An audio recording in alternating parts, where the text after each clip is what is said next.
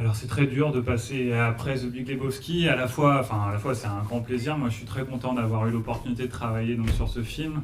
Et à la fois c'est un tel talent d'écriture, un tel niveau de précision au niveau du génie comique des frères Cohen que bah, forcément moi je vais un peu aplatir tout ça et même en essayant de mettre en perspective certains éléments. Euh, voilà, il faudra jamais oublier que c'est avant tout, je pense, mais ça fait plaisir d'avoir un film comme ça dans le lycéen au cinéma, un grand plaisir de spectateur. Hein. C'est quand même un film extrêmement jouissif. Euh, je vais vous remettre le déroulé de mon intervention. Peut-être ça vous aidera à suivre. Hop.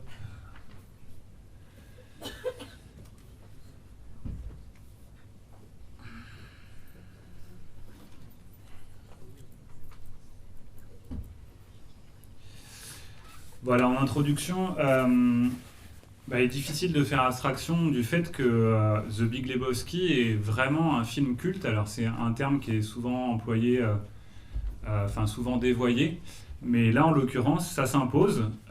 C'est un film qui passe assez relativement inaperçu au moment de sa sortie, aussi bien dans les grands festivals, par exemple, alors que les frères Coen sont vraiment des habitués du festival de Cannes, The Big Lebowski n'est pas sélectionné. Le film fait un parcours critique, enfin public, et a un succès critique vraiment moyen, voire médiocre.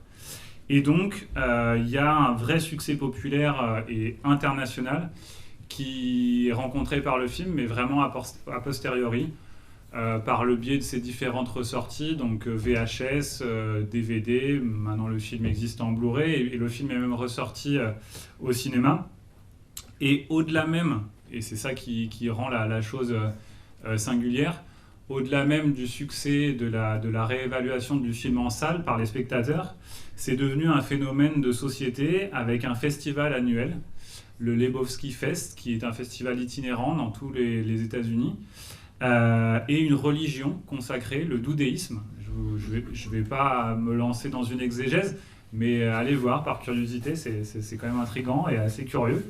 Mais de fait, il y a une vraie postérité du personnage au-delà de son champ du film. Et ça, c'est quand même assez rare pour être souligné. On parle donc d'un film qui, a priori, n'en a pas l'air, mais pourtant qui s'est imposé au fil des années. Et je pense que voilà, ça, c'est vraiment la trajectoire de film assez incalculable. C'est-à-dire que c'est à la fois, comme je le disais tout à l'heure, un film qui procure un grand plaisir. Et puis c'est un film aussi qu'on peut redécouvrir à la vision. Il y a plusieurs couches. La qualité comique et en général de l'écriture des Coen s'apprécie vraiment à la revision. Et donc je pense que ça fait partie de ce phénomène-là. C'est un film labyrinthique à la structure sinueuse. Et là aussi, sans en avoir l'air, le scénario est vraiment très élaboré. Et j'essaierai d'insister là-dessus parce que ça me paraît important. Je pense que l'écriture des frères Coen repose en grande partie sur des personnages. Et sur des personnages qui sont à la fois, là aussi, très consistants, mais j'allais dire qui ont une existence immédiate. C'est-à-dire que les Coen sont, à mon avis, des grands portraitistes. On va essayer de détailler pourquoi. Mais je pense qu'ils ont la capacité de faire exister des personnages en un minimum d'effets, en un minimum de plans, en un minimum de temps. Et ça, c'est quand même un grand talent. On l'a dit ce matin pour Blowout, je vais le répéter cet après-midi, mais ça opère d'une autre manière. The Big Lebowski est un film référencé. Et j'ai dit à propos de Blowout que c'était une tendance du cinéma de ces années-là, enfin de Palma, du cinéma des années 70. Et bien là, en l'occurrence, ça fait rentrer aussi The Big Lebowski dans une tendance, celle des années 90. Donc c'est plus du tout la même génération. Mais songez à des films comme Pulp Fiction ou de Tarantino ou Ghost Dog, donc 94 pour Pulp Fiction, 99 pour Ghost Dog, de Jim Jarmusch, à certains des films de Tim Burton aussi des années 90. C'est vraiment des films qui vont se baser comme ça sur une nourriture cinéphile pour recréer un univers.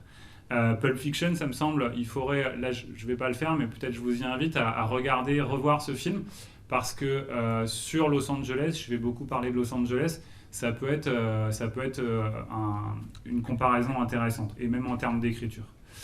Et donc cette génération, là c'est toujours, il faut prendre ça avec des pincettes, ce courant, disons, des années 90, alors il a été qualifié par la critique tantôt de postmoderne, tantôt de maniériste, c'est un terme que j'ai aussi employé à propos de De Palma ce matin. Bon, moi je vous livre ces termes, voilà, c'est toujours un peu difficile de trancher. Qu'est-ce que ça veut dire postmoderne? Bon, je ne sais pas trop. Mais de fait, on les a caractérisés ainsi. Enfin, c'est un film américain. Ça paraît bête et méchant, mais il faut vraiment souligner le fait que les frères Cohen sont des cinéastes qui parlent de l'Amérique, vraiment. En ce qu'elle est typique, en ce qu'elle a un accent, en ce qu'elle, comment dire, existe aussi presque de manière topographique. Et là, c'est vrai pour Los Angeles. On va voir comment ça opère. Mais de manière générale, c'est un Los Angeles, c'est un film, ça fonctionne, c'est une histoire qui s'articule entre une tradition culturelle, vous allez voir, il y a des clins d'œil historiques. Ce clin d'œil-là, c'est aussi pour moi l'esthétique rétro qui est à l'œuvre, en partie dans le film, notamment dans le bowling. Et puis une modernité. Alors la modernité, je la vois notamment dans le fait que Los Angeles est sans doute la seule ville au monde où on peut voir cette galerie de personnages complètement folle, éclectique et décomplexée. C'est vraiment le seul berceau qui peut les accueillir. Un mot sur les frères Cohen, sur leur parcours, sur la façon dont ils travaillent. Je les ai qualifiés d'auteurs. Alors, vous savez, le terme auteur, c'est un terme qui est beaucoup plus souvent attribué à des cinéastes européens. C'est plutôt... c'est un terme qui est né avec la génération de la nouvelle vague. Mais je pense que pour qualifier ce couple, cette fratrie, qui est vraiment la plus représentative, la plus commentée du cinéma, ce qu'on appelle le cinéma indépendant américain, je pense que le détour par une notion comme ça, plus européenne, est pertinente. Et notamment parce que les frères Cohen sont en quête permanente d'indépendance par rapport aux grands studios, évidemment. Ils ont pu travailler, ça a été vrai dans les années 2000, sur des films de commande, mais de manière générale, ils écrivent eux-mêmes leurs scénarios. Et de manière générale aussi, ils produisent eux-mêmes leurs films.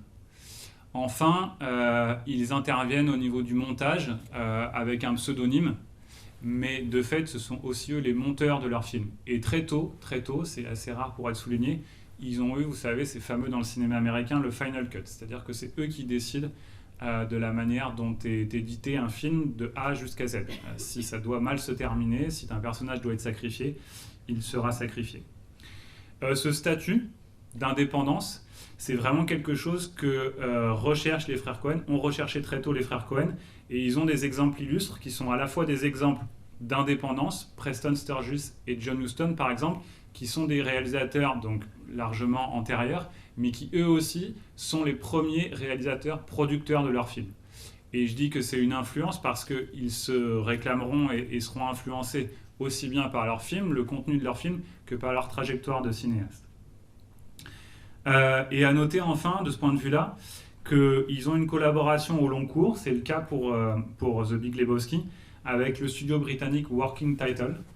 Et c'est pas seulement anecdotique, si je signale ça, c'est que je pense qu'il est important de voir qu'au niveau même de la création, de leur financement et la fabrication des films, les frères Cohen ont un pied aux États-Unis, j'ai dit c'est des réalisateurs très américains, mais ils ont aussi un pied en Europe. Et je pense qu'au niveau de la construction du ton et même de la réception d'ailleurs de leurs films en Europe, c'est pas anecdotique. Selon l'expression, là aussi, attribuée plutôt aux cinéastes de la nouvelle vague, ce sont des cinéphiles, des cinéfils. Et donc, j'en ai déjà un petit peu parlé, ils s'apparentent ainsi à d'autres cinéastes de leur génération qui émergent donc dans les années 90, Tarantino, Jarmusch et Tim Burton aussi, peut-être dans un niveau à mon avis un peu moindre. C'est un cinéma référencé. Alors, la grande référence, j'y reviens, je vais un peu creuser ça, c'est Le Grand Sommeil d'Howard Hawks, film de 1946. Donc, juste jusque dans le titre, on verra, mais évidemment plus largement que ça. Et un film aussi un film de 1973 qui s'appelle Le Privé de Robert Altman, où ce sont deux films qui reprennent des intrigues de Raymond Chandler. Mais aussi, peut-être plus secondairement et sous forme de clin d'œil, vous avez peut-être vu que les séquences oniriques, notamment celle, la deuxième, où il y a des girls qui font toute une parade comme une comédie musicale et puis qui ensuite vont se mettre en ligne sur la piste de bowling. Ça, c'est typiquement des chorégraphies, des motifs visuels empruntés à un réalisateur qui s'appelle Busby Berkeley, qui est un réalisateur classique de comédie musicale hollywoodienne des années 30 et 40. Et enfin, là aussi, plus de l'ordre de l'anecdote, mais quoique, il y a un ton, hein, mais je ne vais pas refaire ce que je vous ai fait ce matin. Il est amusant de voir qu'il y a aussi une référence à La mort aux trousses d'Alfred Hitchcock. Je n'ai pas repris là, si, 1959. Et notamment, ça c'est amusant, vous savez, quand The Big Lebowski, The Dude est chez Jackie Treehorn, l'espèce de magnat là, de tycoon du cinéma porno, ce dernier décroche le téléphone, note quelque chose, et puis c'est très bien joué, très comique. The Dude se précipite sur son petit carnet pour essayer de repasser. Et ça, c'est une scène, c'est repris, c'est piqué du personnage de Cary Grant dans La mort aux trousses. Mais comme je vous dis, ça fonctionne plus, c'est plus, je pense, de l'ordre du clin d'œil. Cinéma référencé donc, et même auto-référencé. Et ça, je trouve que là aussi, c'est une tendance qu'on pourra retrouver chez Tarantino. Par exemple, c'est quelque chose qui est assez nouveau dans ces réalisateurs-là des années 90. Autoréférencé, par exemple, ce qui me paraît le plus significatif, c'est par rapport à l'œuvre précédente des frères Coen, qui est Fargo. Le film trouve une bonne place entre Fargo, juste avant, et O Brother, juste après, là dans les années 90. Dans Fargo, Steve Buscemi joue un personnage qui n'arrête pas de parler, un vrai moulin à paroles avec un débit absolument inarrêtable. Et bien ici, il devient un personnage mutique qu'on va rabrouer sans cesse et donc qui n'a pas le droit à la parole. Et de fait, les frères Coen fonctionnant comme ça en famille, donc que ça soit de comédiens, Steve Buscemi, John Goodman, donc le personnage de Walter, Jeff Bridges dans une moindre mesure, puisqu'il a joué là dans The Big Lebowski et on le retrouvera dans True Grit, mais on ne peut pas absolument considérer que ça fait partie de la famille. Il y a des comédiens qui sont quasiment récurrents dans tous les films des frères Coen, plus que lui. Et de fait, ça leur permet comme ça, de personnage en personnage, de temps en temps, faire des clins d'œil, aussi des références à leur propre cinéma. Ce qui est peut-être plus remarquable chez les Coen, c'est ce ton. Ils ont vraiment une écriture particulière et elle est évidemment complexe à décrypter parce qu'elle est faite de plein de choses, mais si on devait la qualifier, ce ton, il est fait d'ironie, d'un certain détachement. Il y a vraiment aussi un fort parti pris vers l'humour noir et d'ailleurs aussi vers l'univers du film noir qui sert de trame. Ça arrive souvent dans The Big Lebowski, mais dans d'autres films aussi. Le comique peut être un franc comique de situation, vraiment digne des grands burlesques. Je sais pas, pour moi, par exemple, une des scènes qui est emblématique de ça, c'est la scène où, vous savez, on voit Jeffrey Lebowski qui qui veut mettre une chaise pour empêcher les gens d'entrer chez lui. Il en a marre que les gens rentrent chez lui. Et évidemment, la chaise, elle tombe de l'autre côté, il s'est planté.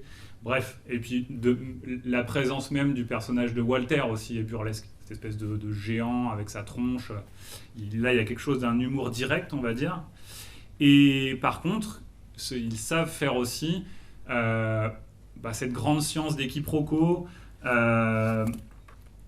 une sorte aussi donc je vais la qualifier de postmoderne, je vais reprendre ce terme d'incommunicabilité entre les personnages. Et ça me semble particulièrement fonctionner dans The Big Lebowski. Vous remarquerez que les personnages se hurlent dessus, ont beaucoup de mal à communiquer. The Dude, il bégaye souvent. C'est d'ailleurs très drôle quand il est dans la voiture, par exemple, du Big Lebowski. Il a un discours, on ne comprend absolument rien à ce qu'il veut dire. Et en fait, les personnages sont vraiment dans leur couloir, si je peux dire ça comme ça. Ils communiquent presque pour eux-mêmes, comme là aussi un peu des moulins à parole, que pour avoir une vraie interaction. J'ai repris une belle formule du livret de lycéen au cinéma écrit par Louis Blanchot, je trouve qu'elle est juste. La parole n'est donc jamais un vecteur d'échange, mais un outil pour consolider les remparts de sa propre folie. Et je trouve que c'est juste. Mais tout ça, ça crée un monde tel qu'on le voit dans The Big Lebowski, mais un monde très drôle. Ce qui est remarquable, c'est que c'est vecteur de comédie. Notamment parce que ça va engendrer beaucoup de quiproquos. Et je rajouterai une petite chose à ce propos-là. Peut-être ce qui pourrait être qualifié de postmoderne, encore une fois, je vous invite, c'est un terme que moi j'utilise avec des pincettes, mais tout de même, c'est cette capacité des personnages à être un peu, on va dire un peu, dans le surjeu, mais de manière permanente. C'est-à-dire qu'ils en font quand même beaucoup. C'est des personnages très nourris par évidemment The Dude, c'est vrai pour Walter. Et cette façon de rajouter toujours un petit quelque chose dans l'interprétation, c'est presque une façon d'être, oui, un peu au-dessus de l'histoire elle-même, un peu au-dessus de l'intrigue, pour faire en sorte que les personnages ils puissent exister au-delà du film, au-delà même de l'intrigue. Et si vous voulez, je pense que c'est quand même pas anecdotique que ça soit des... Parce que par exemple, Tarantino fait beaucoup ça aussi. Cette tendance un peu que les personnages ont presque à parler pour eux-mêmes ou pour un spectateur imaginaire, vous voyez, à l'intérieur même du film. Et bien cette tendance-là, je la rapprocherais d'une tendance qui est un peu publicitaire. C'est-à-dire cette tendance à en faire un peu trop. Alors là, ils n'ont rien à vendre, si ce n'est leur personnage. Le personnage doit exister un peu au-delà de l'intrigue. Et je pense que ça, c'est une caractéristique quand même qu'on retrouve dans des films de cette époque-là, et qu'on retrouve dans The Big Lebowski. Je vais m'attarder, donc je vous l'avais dit, sur The Big Sleep, le grand sommeil en français, parce que donc il y a des évidences de correspondance entre les deux films. Le titre d'abord, mais au-delà de ça, les univers sont évidemment correspondants. Donc, le film de 1946 d'Howard Hawks est tiré du roman éponyme de Chandler. Et c'est tout l'univers, je crois, de Chandler et d'Howard Hawks, développé dans le film d'Howard Hawks, que les Coen vont reprendre à leur compte. Je vous présente donc 2 extraits qui vont s'enchaîner du film, et on pourra mettre en évidence des correspondances entre les deux films.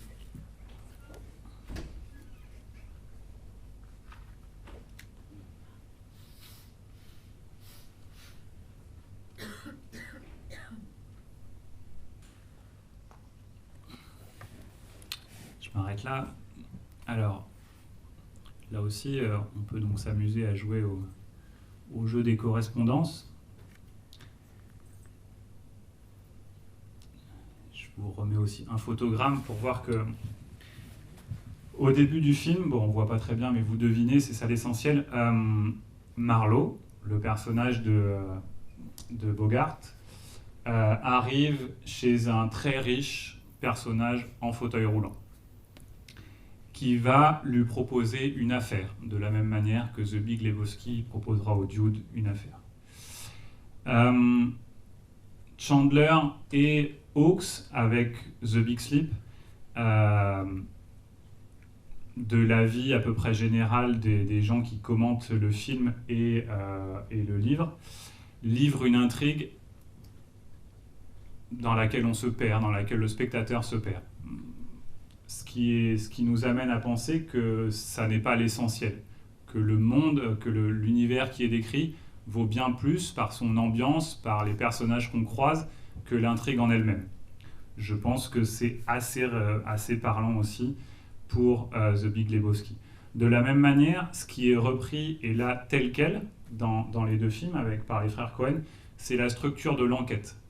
Et le fait que The Big Lebowski va être présent de chaque plan, enfin à partir du moment Inky Pete mis à part, à partir du moment où il apparaît dans le supermarché, il ne disparaîtra plus de l'image. Et que la trame du film, c'est toujours The Dude et un autre personnage. de la même manière que dans The Big Sleep, on a toujours Bogart, Marlowe et d'autres personnages. Ce qui m'amuse là, et ce que je trouve drôle et finement vu et finement repris par les Coen, c'est la relation de Marlowe au personnage féminin et ce que les Coen en font. Vous avez vu, Howard Hawks s'amuse beaucoup de ça, hein, c'est aussi un jeu sur le statut de Bogart. Dès qu'il apparaît, les femmes arrivent et dans un jeu de regard, d'attraction, il se passe quelque chose. Il y a aussi, c'est amusant à noter, un second degré systématique. C'est-à-dire qu'on sous-entend toujours qu'on jauge les personnages et que Marlowe, Bogart, est jaugé à l'aune de sa virilité, de son sex appeal. Et évidemment, tout ça va fonctionner à l'inverse avec The Big Lebowski. Il sera toujours jaugé à l'aune de ses costumes, complètement inadaptés systématiquement aux situations, et de son potentiel comique. Mais, ce qui est amusant, c'est de voir comme les frères Coen vont quand même faire agir une attraction par rapport vis-à-vis des personnages féminins un peu de la même manière. Ce qui semble complètement paradoxal, mais de fait, de manière aussi un peu dévoyée, Bunny va proposer ses services sexuels au dude dès qu'ils vont se croiser. Et puis c'est surtout le personnage de Maud. Et là c'est amusant parce que le personnage de Maud, il a une correspondance assez évidente. Alors c'est pas explicite dans l'extrait que je vous ai présenté, mais avec le personnage de Viviane, de Lorraine Bacall dans le film, qui est de la même manière un personnage comme ça, assez hautain, distant, avec une vraie personnalité, un vrai personnage du coup pour le coup qui donne du fil à retordre à Marlowe. Et Maud en quelque sorte pourrait être il y a une correspondance entre ces deux personnages.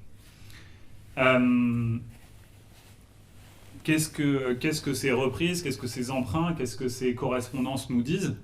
Je pense que ce qu'il faut en déduire, c'est qu'il y a un vrai hommage sincère, mais aussi parodique, de la part des frères Coen.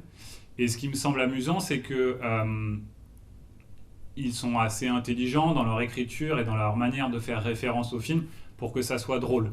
Et je pense que c'est peut-être plus parlant pour un public américain qui connaît vraiment ce grand classique, pour que le fonctionnement en reflet, comme ça, sur certains aspects du film, puisse être lui-même source de comique, et qu'à certains moments, on s'amuse de se souvenir de ce qu'était Marlowe quand on voit The Dude.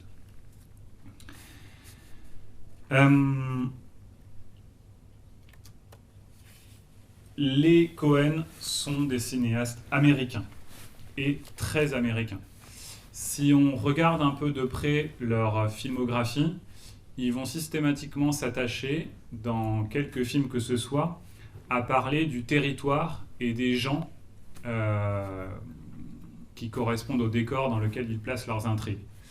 Rappelez-vous de Fargo, ce sont donc des grandes plaines du Minnesota, avec des personnages qui sont transit froids, des personnages aussi attachants que le personnage de la flic, de Frances McDormand, mais qui est une gentille, j'allais dire une gentille plouc, oui, qui est décrit comme ça, c'est-à-dire qu'elle est très...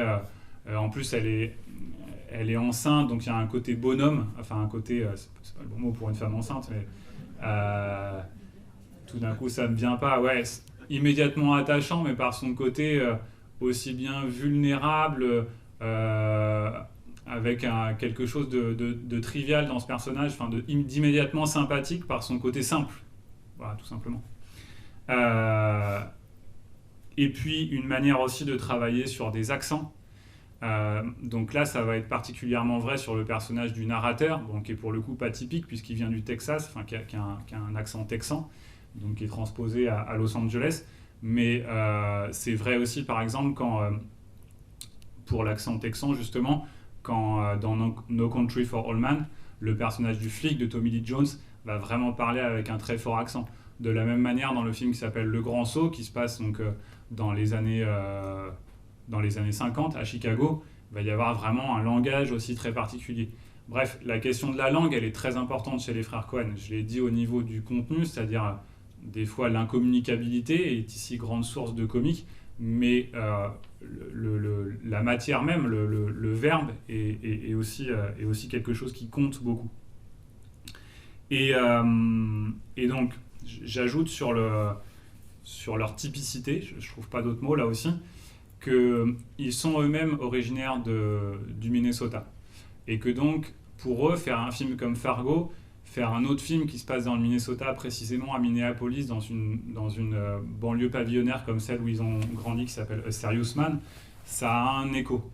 Et qu'ils vont se faire une spécialité, oui, de parcourir l'Amérique, d'avoir vraiment du coup une filmographie qui épouse beaucoup de villes ou de régions américaines, et à chaque fois d'en faire quelque chose. C'est-à-dire que c'est pas seulement histoire de planter un décor. C'est vrai par exemple pour Lady Killers à la Nouvelle-Orléans. Enfin, on pourrait multiplier comme ça les exemples. Ils avaient du coup déjà traité de Los Angeles avec Barton Fink, et qui était là plus tourné vers c'était l'univers intérieur très torturé d'un écrivain, donc c'était tourné vers Hollywood. Et là, assez paradoxalement, j'y reviendrai un peu plus tard, mais ça se passe à Los Angeles, mais on fait complètement abstraction d'Hollywood. C'est pas du tout un film sur le monde hollywoodien. Par contre, il y a une référence appuyée et primordiale, elle vient dès le départ, au genre du western. Souvenez-vous donc de cette ouverture, cette incipit, du tumbleweed, ce petit, donc en français, virevoltant, on appelle ça, ce petit buisson là, qui est habituellement, qu'on croise habituellement donc dans les rues principales des westerns. On le voit par exemple dans Rio Bravo, mais ce serait vrai dans beaucoup d'autres westerns. Et ce tumbleweed, il nous sert de vecteur pour rentrer dans cette histoire. Il est redoublé par la musique, puisque le refrain et le morceau qu'on écoute à ce moment-là s'intitule lui-même Tumbleweed et traite du même sujet.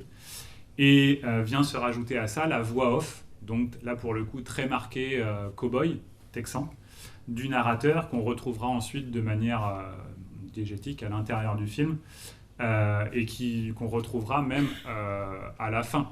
Vous remarquerez que la même astuce de scénario qui faisait ce matin encadrer Blowout par un film dans le film nous fait ici encadrer le film par l'intervention de ce narrateur plus ou moins omniscient, mais du coup présent à la fois au-dessus de l'histoire et dans l'histoire.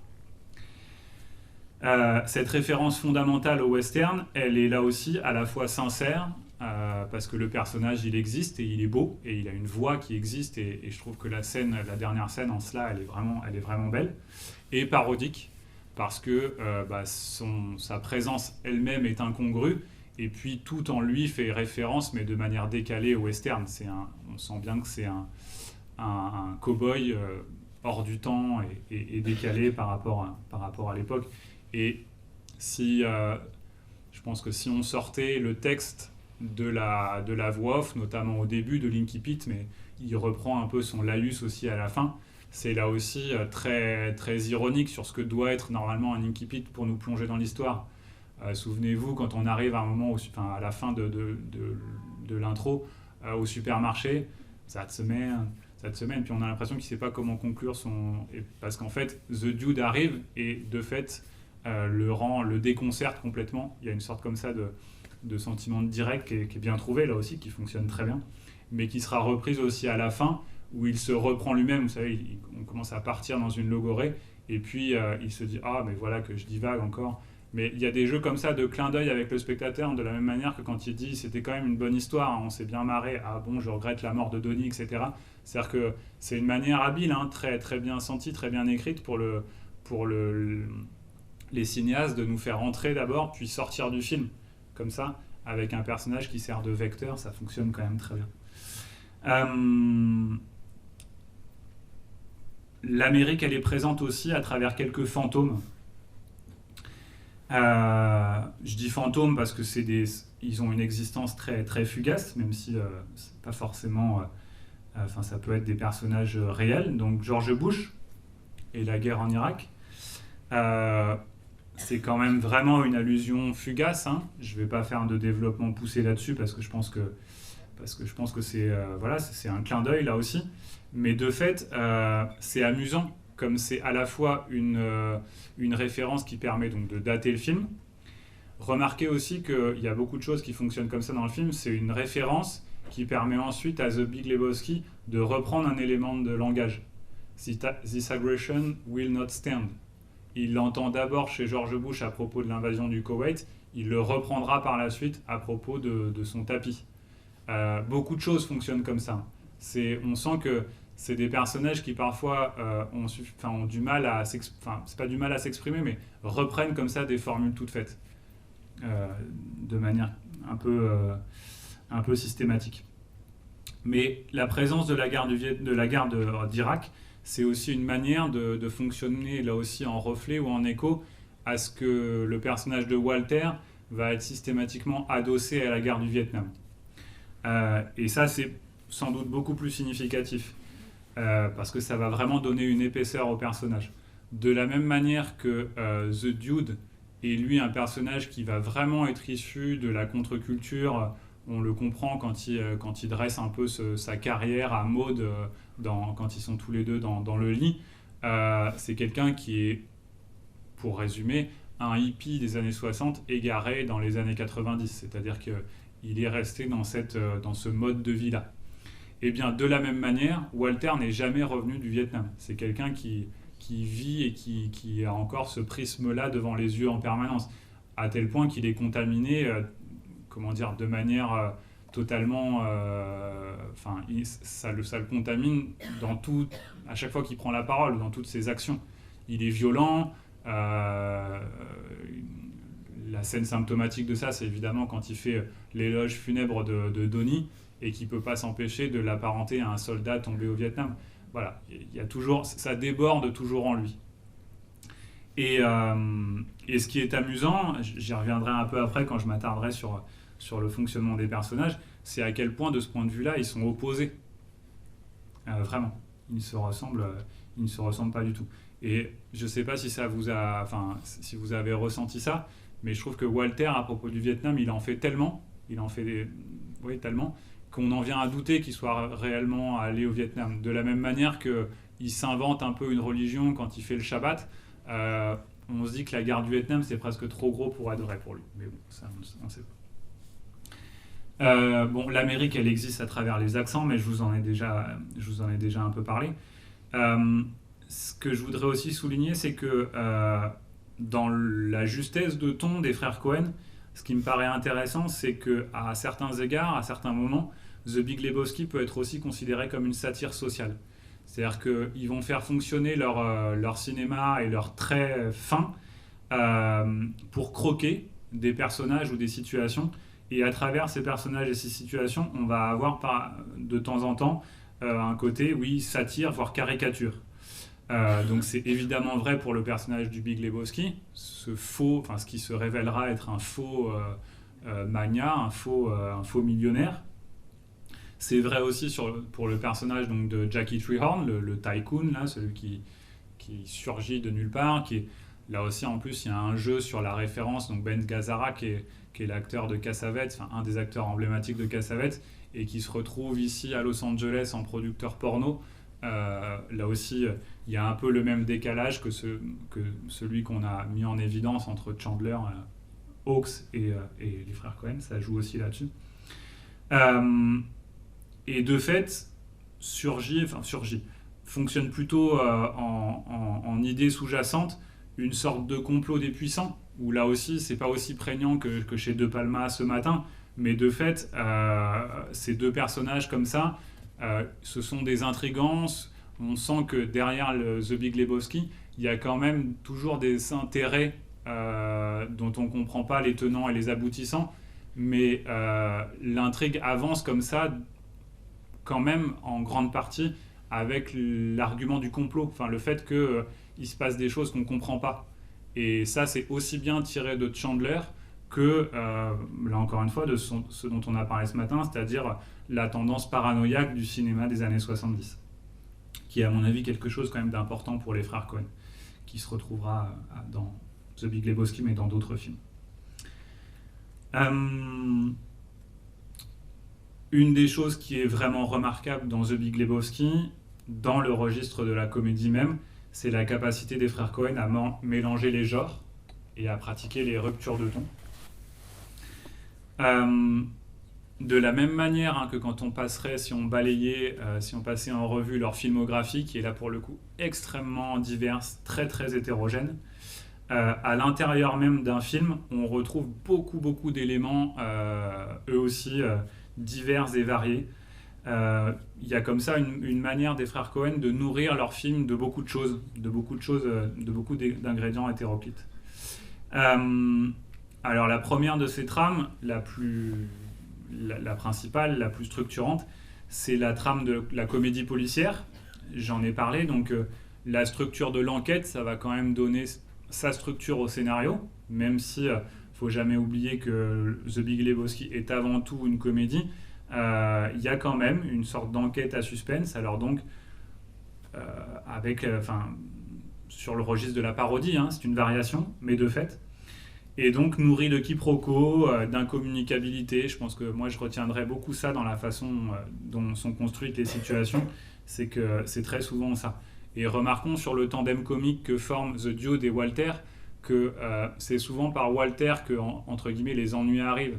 C'est-à-dire que là où The Dude va être coulant en essayant systématiquement de régler les situations, un peu à la Marlowe quand même, eh bien il se coltine, si je peux dire ça comme ça, un personnage, son ami, mais qui de fait va faire vriller systématiquement toutes ces situations-là.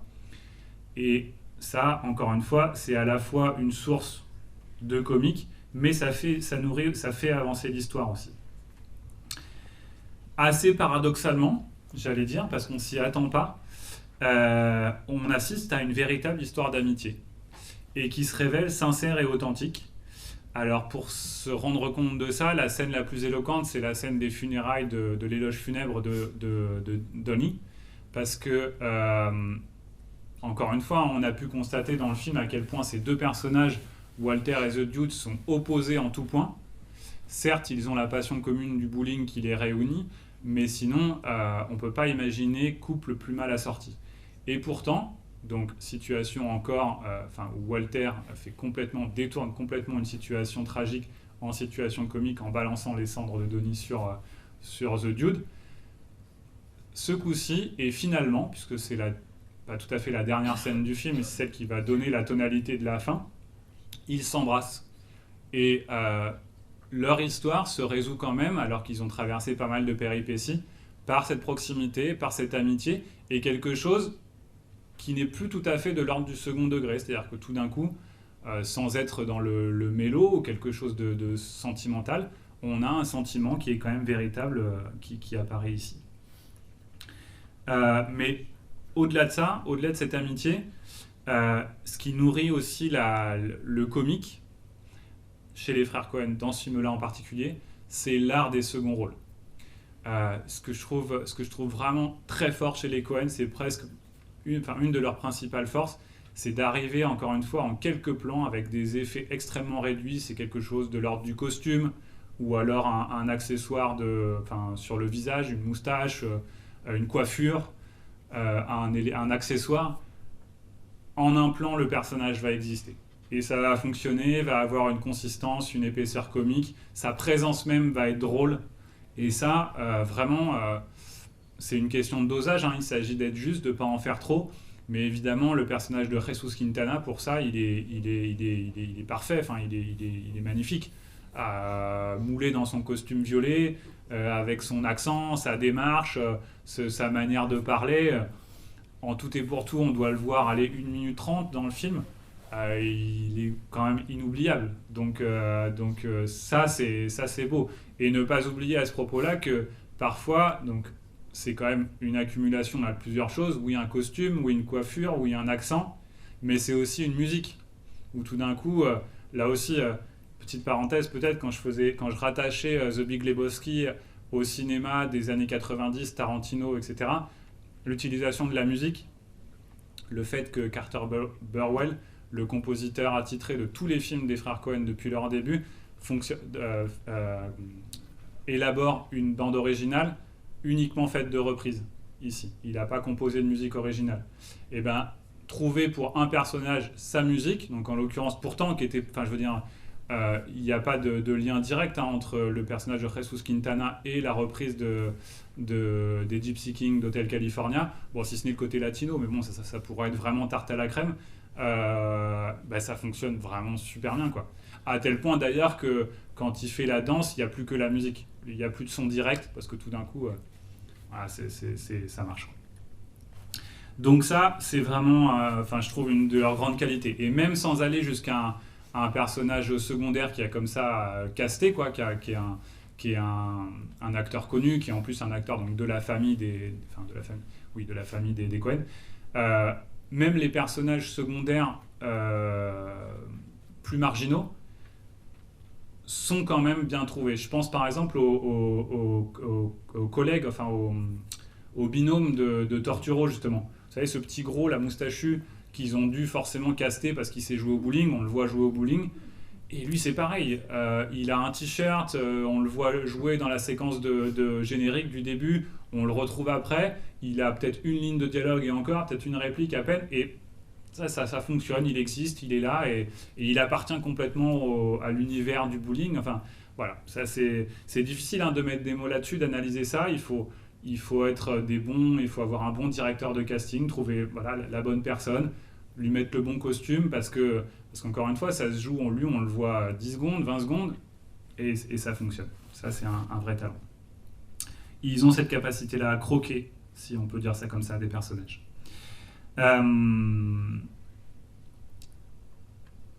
Donc oui, j'allais Non, si, sur le cinéma donc, des années 90, j'ai parlé de la musique. Donc ça c'est vrai, ça fonctionne un peu de la même manière que chez Tarantino. Il y a aussi une manière de filmer les décors qui se rattache à cette tendance-là.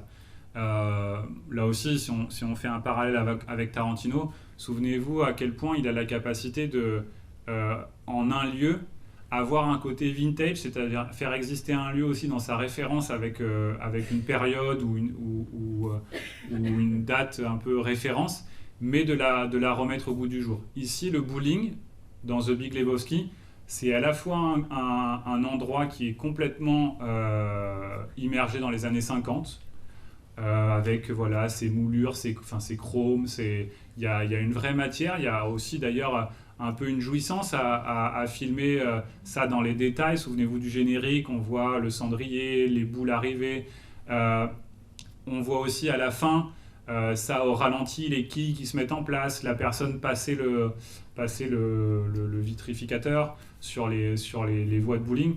Cet endroit, c'est une sorte de monde idéal pour The Dude. C'est l'endroit où il n'y a pas de problème. C'est d'autant plus révélateur que le seul moment où la violence surgit dans ce monde-là, c'est quand Walter braque son flingue sur Smokey qui a mordu la ligne. Tout de suite, ça fait bizarre parce que c'est aussi l'endroit où on va retrouver le narrateur. C'est-à-dire que c'est l'endroit dans lequel on peut rentrer complètement en immersion dans le film et les personnages sont absolument dans leur univers. Et ça, cette capacité-là à faire exister un décor de cette manière-là, à la fois référencé, mais très explicite aussi sur l'intrigue, je pense que c'est un des talents que les frères Coen partagent avec Tarantino. Et de fait, ce décor, c'est à souligner, il est plus vraisemblable que réaliste. C'est-à-dire que c'est pas vraiment, on n'imagine pas vraiment un décor comme ça. En tout cas, si on le vivait, il y aurait des détails qui nous feraient sortir de ça. Et évidemment, le cinéma a cette capacité-là que on invente un monde où tout correspond. Aussi bien les personnages, les décors, le son. Le monde du bowling, c'est un monde aussi idéal par le son, à tel point que The Dude, quand il se fait un trip, il écoute du bowling. Parce que pour lui, le bonheur, c'est ça. Et justement, en parlant de bonheur, je voudrais souligner quelque chose qui n'est pas tellement souligné, je trouve, dans ce que j'ai lu sur The Big Lebowski. C'est que justement, c'est un film du bonheur. Ce que je trouve remarquable dans le film, ce qui fait aussi sans doute sa pérennité, le fait qu'il vieillit bien et qu'on prend toujours autant de plaisir à le voir, c'est que c'est un anti-drame social absolu. Autant il y a des personnages qui peuvent être croqués de manière parfois un peu féroce. Il peut y avoir des moments douloureux, comme par exemple la mort de Donnie. Et pourtant, on insiste à un triomphe du bonheur. Les choses se résolvent et, encore plus fort, les choses se résolvent d'elles-mêmes. C'est ça qui est fou dans The Big Lebowski. C'est qu'il y a un moment où le personnage va prendre conscience de la machination, ou plus ou moins d'ailleurs, parce qu'on ne comprend jamais trop bien tout. En tout cas, on doute de certains tenants et aboutissants. Mais de fait, on retombe absolument sur nos pieds. C'est-à-dire que le personnage de Dude qu'on a vu dans le supermarché au début du film, il va être absolument... Alors certes, il a perdu un coéquipier, mais vous avez vu à la fin sa formule. Bon, parfois, le bar... Alors ça, c'est intraduisible. Sometimes the bar eats you, sometimes you eat the bar. Bon, mais toujours est-il que il a perdu Donnie, mais il a retrouvé une sorte d'équilibre et de quiétude qui fait que le spectateur, de fait, quitte le film dans cet état. Et donc, ce qui est quand même étonnant, c'est que le Dude, avec tout ce qu'il a de maladroit, de paresseux, l'homme le plus paresseux de Californie, de candide, il est performatif, il arrive, il résout le problème, tous les problèmes. Alors que quand même, il y a un moment dans le film où on se demande, mais comment il va s'en sortir? Il est complètement empêtré, il vient de perdre $1 million. Il y a un moment où il est complètement dans l'impasse, et de fait, c'est là le magnifique idiot, le héros, il y arrive. Alors, notez qu'il y arrive avec à l'aide de Walter. Je disais tout à l'heure que Walter, il précipite les situations pour le pire, mais là aussi, dans cette manière de retomber sur ses pieds, de fait pour le meilleur. En tout cas, pour résoudre les contradictions et les problèmes qui se posent. Donc je disais, magnifiques idiots héroïques, c'est totalement ce qui caractérise les personnages qui triomphent sans faire exprès, sans en avoir l'air. Voilà, tout ça n'est pas dénué, donc j'ai dit le trait des frères Coen d'une certaine cruauté. C'est donc vrai pour la mort de Dude, c'est vrai aussi pour certains des personnages. Le Big Lebowski, donc en fauteuil, mais souvenez-vous aussi de son valet, Brandt, joué par Philip Seymour Hoffman, qui là aussi, en quelques plans, pas beaucoup de très économes, fait une petite apparition, mais c'est un personnage qui apparaît dans tous ses complexes, dans toute son étroitesse, dans toute sa libidineuse soumission aussi au personnage qui l'entoure. Et enfin, peut-être dernière note sur ce mélange des genres, cette capacité des frères Coen à brasser très large les ingrédients. La relation masculin-féminin, je vous ai dit, il y a un clin d'œil assez amusant donc, entre la façon dont l'homme Bogart avait son interaction avec les personnages féminins dans The Big Sleep. Ici, avec The Dude, on est évidemment très loin d'un idéal viril. Il y a même une certaine forme de crise de la virilité du personnage du héros, c'est le moins qu'on puisse dire. Et pourtant, là aussi, c'est un peu ce qu'on disait tout à l'heure sur son côté performatif, il va séduire. Mais quand même, il faudrait apporter une nuance par rapport à ça, c'est qu'il est largement utilisé, notamment par Maud. C'est-à-dire que le personnage féminin, je trouve pas d'autre mot, mais est dominant quelque part. Voire d'ailleurs presque trop dominant, c'est-à-dire que toujours dans la capacité des frères Coen à croquer de manière parfois un peu... à aussi montrer les travers des personnages, son personnage, il est aussi caricatural à beaucoup d'égards, le personnage de Maud. Mais de fait, dans sa relation avec The Big Lebowski, elle a le dessus. Pour moi, c'est une des scènes d'ailleurs les plus drôles du film, c'est une scène clé, hein. La scène où donc elle l'attend chez lui pour lui faire l'amour et puis ensuite lui révéler qu'en fait elle veut concevoir. Enfin moi déjà je trouve ça hilarant ça, mais ça c'est très explicite sur voilà la façon dont The Dude il est trimballé de personnages à d'autres, notamment aussi par les femmes.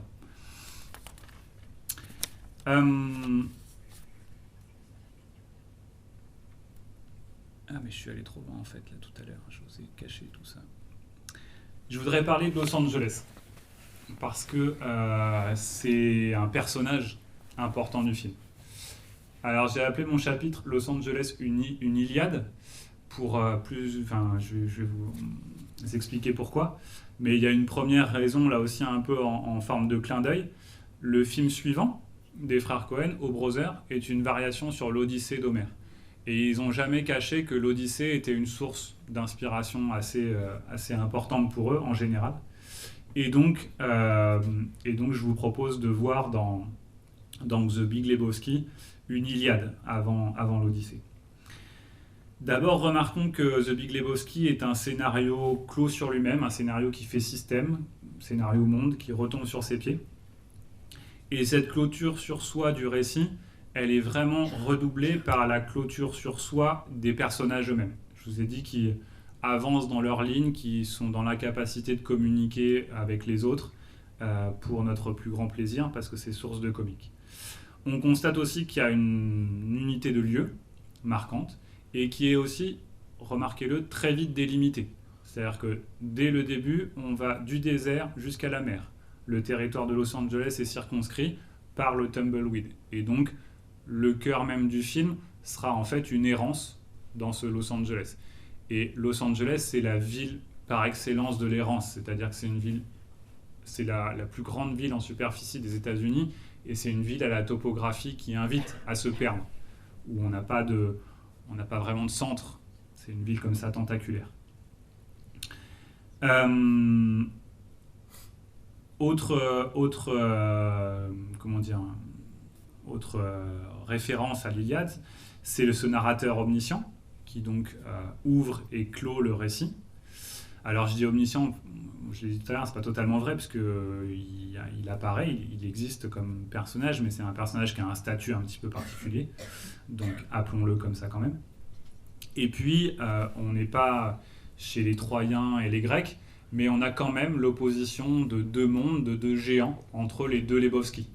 The Big Lebowski, fauteuil roulant, et The Dude, que tout oppose. C'est le choc culturel. Sans parler de guerre, on a quand même une opposition fondamentale de valeurs. The Big Lebowski fait partie d'une grande liste, donc là elle sera loin d'être exhaustive, de films mais aussi de livres dont Los Angeles est un personnage. Mais je l'ai dit tout à l'heure, il faut remarquer que c'est vraiment pas le Los Angeles Hollywood qui est ici décrit, mais c'est un Los Angeles trouble, sans queue ni tête, fou, celui donc des Chandler, des Thomas Pynchon aussi. Thomas Pynchon a écrit un livre qui s'appelle Inherent Vice, qui a été adapté au cinéma par Paul Thomas Anderson. Et une des sources d'inspiration de Thomas Pynchon, c'est The Big Lebowski.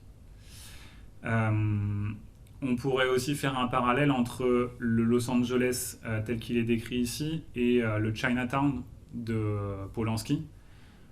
Certains films de John Huston aussi, The Big Sleep, donc ça me paraît évident.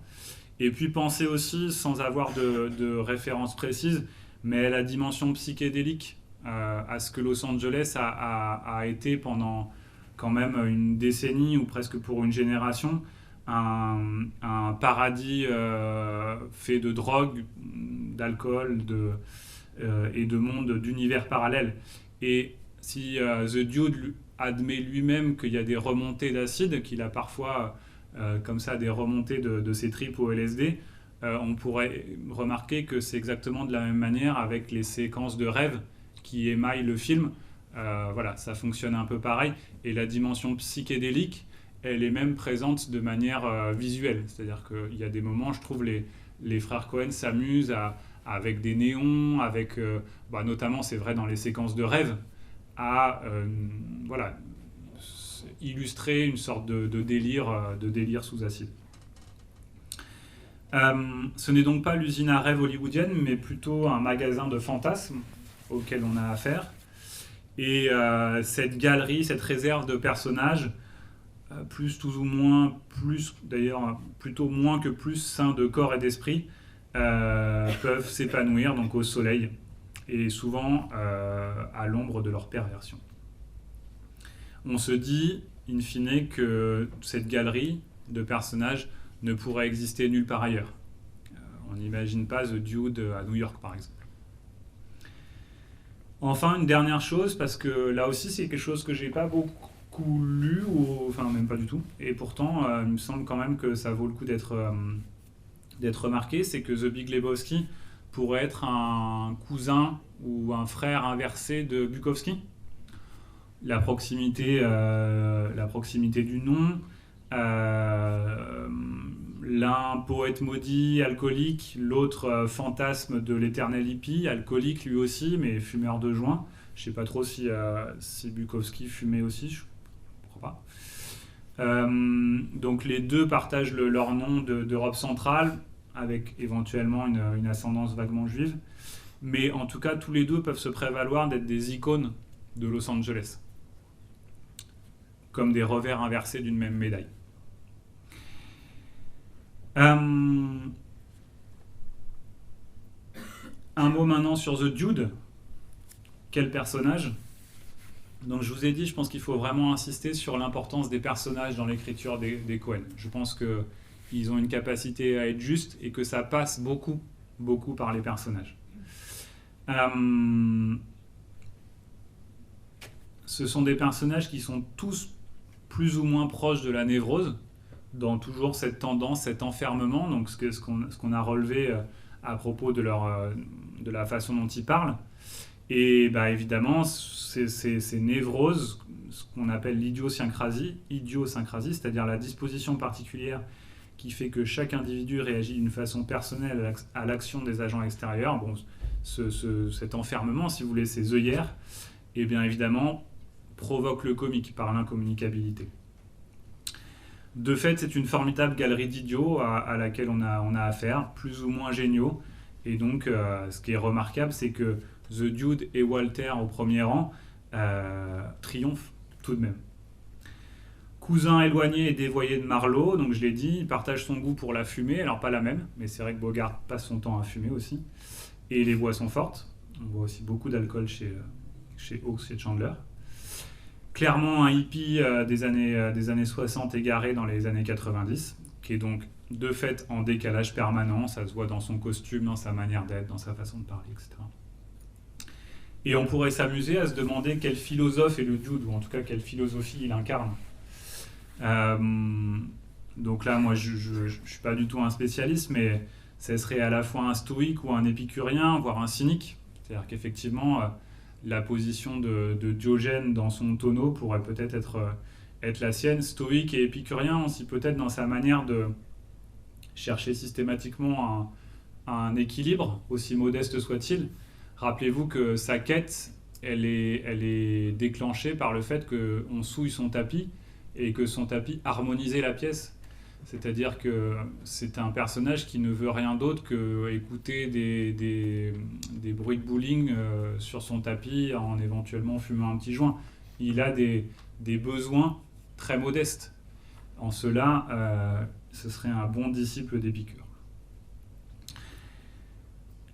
En guise de conclusion, voilà, relevons une fois de plus que c'est un personnage suffisamment puissant, évocateur, pour être devenu donc un prophète par l'intermédiaire de cette religion, le doudéisme par l'intermédiaire du film, bien évidemment, qui quand même a la grâce d'exister, et qu'il existe donc en dehors de l'écran, et que, mine de rien, peu de personnages peuvent se targuer d'avoir une telle postérité.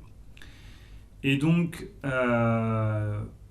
pour vous laisser sur une interrogation et sur une perspective, alors je ne peux pas vous donner encore précisément de date, mais il se trouve qu'en 2020 sortira, je ne me souviens plus, Émilie, tu me l'as dit tout à l'heure, pourtant, un film que John Turturro tourne sur le personnage de Jesus Quintana.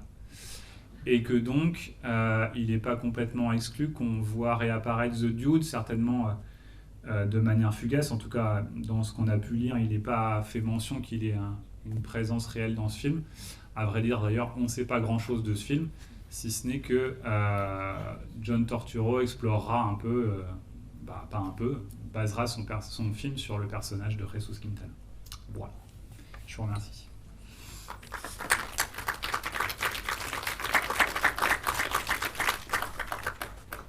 Jesus rolls. Le Jésus roule.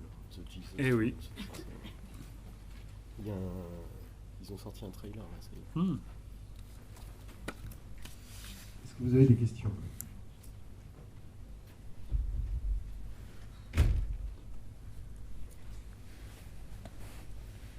Aucune question. J'ai tout dit. Eh oui, c'était dense. Non mais ouais, sans que ça soit des questions forcément. ou des remarques?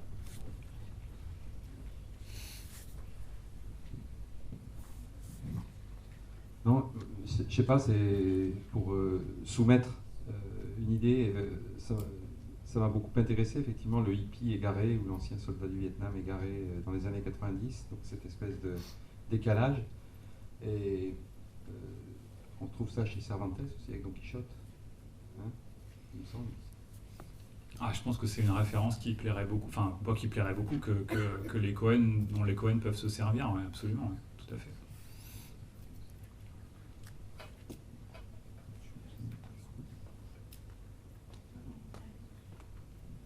Pour moi, je ne peux pas m'empêcher de penser à Once Upon a Time in Hollywood, le dernier de Tarantino, pour le côté cow-boy et décalé, les costumes. Mais pas que, avec les clins d'œil, et comme vous parliez de films de genre et de cinéma d'auteur, et ben, j'avais envie juste pour la dernière question, le dernier point, quelle postérité, ben, moi j'y vois ça. Voilà, et je vous remercie de votre intervention. Merci. Je suis content que vous souleviez, que vous fassiez référence à ce film. Je vous ai dit, moi, je vois quand même pas mal de points communs entre, disons, la méthode Tarantino et la méthode Cohen. Mais là où on peut pas, enfin, c'est vraiment bien d'y faire référence, mais je vous dis, là où je pense qu'il y a, entre guillemets, des mondes différents entre le Tarantino, Once Upon a Time in Hollywood, et The Big Lebowski, c'est qu'il y en a un qui parle de Hollywood et l'autre de Los Angeles. Et que de manière presque bêtement topographique, on est ici à Malibu, à Pasadena, mais jamais à Hollywood. Ouais.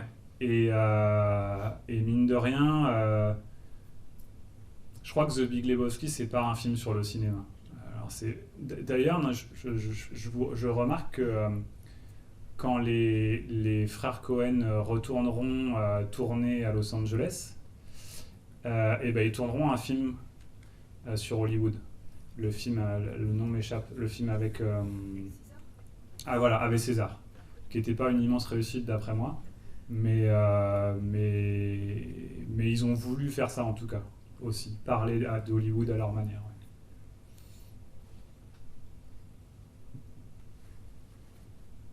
Mais le film de Tarantino est vraiment passionnant. Enfin, moi, je regrette beaucoup de l'avoir vu qu'une fois. Je pense que c'est un film, comme beaucoup de films, mais vraiment là, en l'occurrence, qui mériterait de plusieurs plongées successives pour explorer un peu. Et puis quand même, ce que fait Tarantino, ce qui l'inspire beaucoup, c'est cette tendance à réécrire l'histoire. C'est-à-dire à se placer quand même à un niveau où il revient sur des faits historiques. Il l'avait fait sur Inglourious Basterds en tuant Hitler, en tuant les hauts dignitaires nazis, et là en ressuscitant en quelque sorte Sharon Tate. Je trouve que ça ajoute presque une dimension supplémentaire, en tout cas dans ce qu'on peut après en faire du film, enfin y réfléchir et y repenser et l'habiter et se l'approprier. C'est quand même fascinant. Bon, puis après, c'est bien pour plein d'autres choses. C'est un duo d'acteurs complètement génial. Mais oui, c'est super. Bon, moi, je suis un grand Tarantinophile. Donc, je vais dans votre sens. Pas de dernière remarque. Bon, il nous reste à te remercier, Simon. Merci beaucoup. Voilà. À toi, à vous. Ouais. Et merci à vous d'être venus et d'avoir assisté à ces rencontres.